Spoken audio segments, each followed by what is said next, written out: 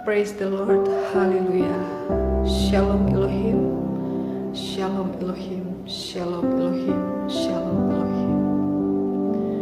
Terpujilah nama Tuhan Yesus Kristus yang Maha Kudus, yang Maha Agung, yang perbuatannya ajaib sampai selama-lamanya. Amin, amin, amin. Di sini saya bersaksi buat saudara-saudari sekalian, di mana saya ingin bersaksi tentang Pangeran Ilahi Aditya Nugrahanto, juga Malaikat Mary, Ibu Faye Hamdani. Di minggu yang lalu saya melihat Pangeran Ilahi memposting satu foto dengan wajah penuh senyuman. Dan di saat saya melihat foto beliau, foto Pangeran Ilahi,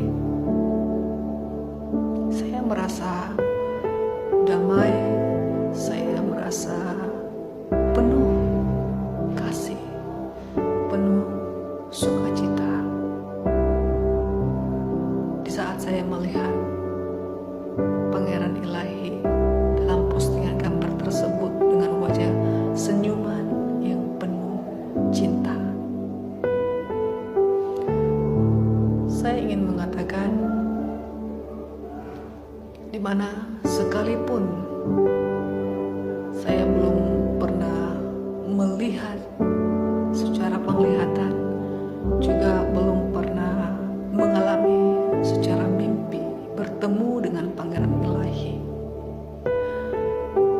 namun saya dapat menguji setiap pesan-pesan yang Pangeran Ilahi sampaikan adalah benar. Pesan-pesan yang dimana Ibu Faye Hamdani sampaikan adalah benar. Semuanya telah dibukakan, dimana firman itu telah dimateraikan beberapa ribu tahun yang lalu.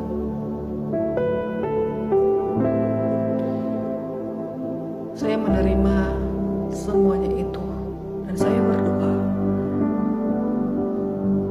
Saya meminta Roh Kudus, di mana supaya saya lebih mengetahui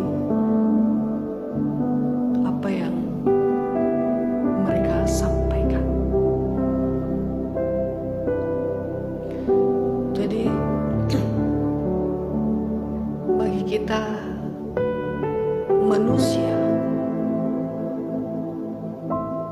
yang buta, tuli, dan telanjang ini, kita dapat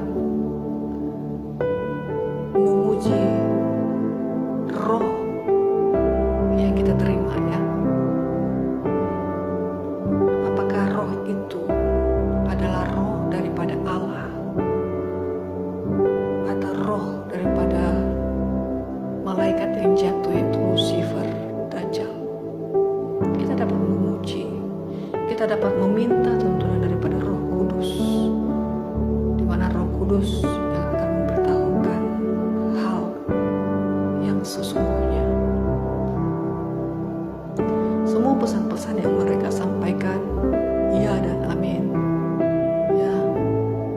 Semua pesan-pesan yang mereka sampaikan adalah untuk membongkar rahasia-rahasia kejahatan Dajjal, kejahatan Lucifer, yang dimana untuk merancang manusia supaya jatuh atau supaya jauh daripada Allah. Mereka menyampaikan semuanya itu, namun masih banyak orang-orang di luar sana yang mencaci maki, orang-orang yang di luar sana yang menghina, mengolok-olok mereka, mengolok-olok setiap apa yang mereka pesan, apa yang mereka beritahu, apa yang mereka telah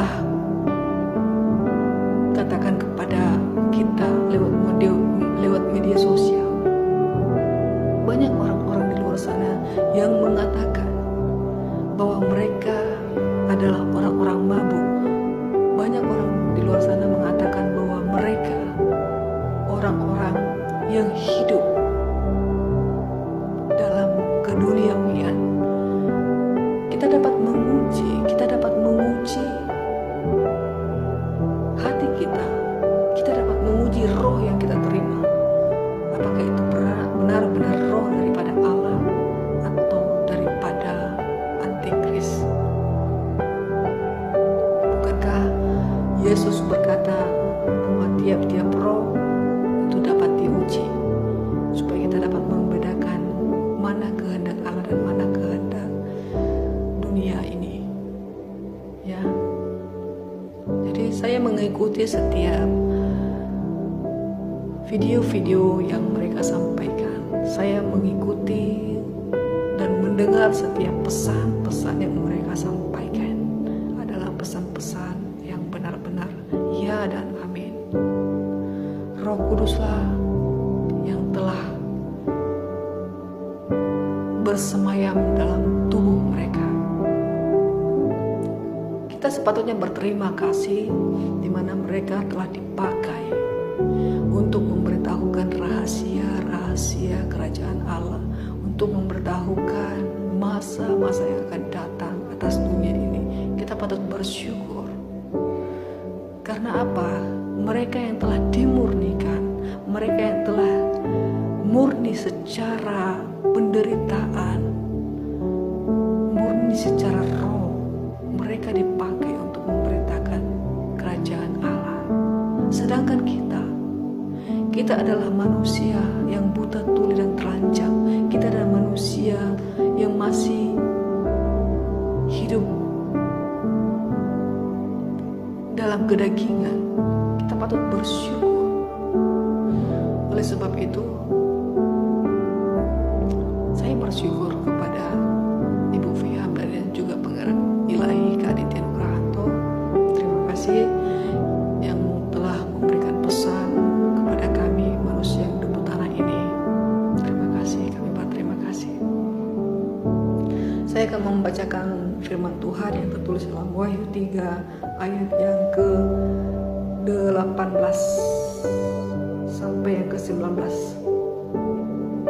Wahyu 3 ayat 18 sampai ke-19, firman Tuhan berkata, "Maka aku menasihatkan engkau supaya engkau membeli daripadaku emas yang telah dimurnikan dalam api." Di sini saudara harus paham ya, supaya engkau dapat membeli daripadaku emas yang telah dimurnikan dalam api, agar engkau menjadi kaya, dan juga pakaian putih supaya engkau memakainya, agar jangan kelihatan ketelanjanganmu yang memalukan, dan lagi minyak untuk melumas matamu, supaya engkau dapat melihat. Ayat yang ke-19 berkata, "Barang siapa kukasihi, ia kutegur dan kuhajar. Sebab itu relakanlah hatimu dan bertobatlah." Di sini kita harus paham maksud dari firman Tuhan ini kepada kita, supaya kita dapat membeli emas yang telah dimurnikan dalam api.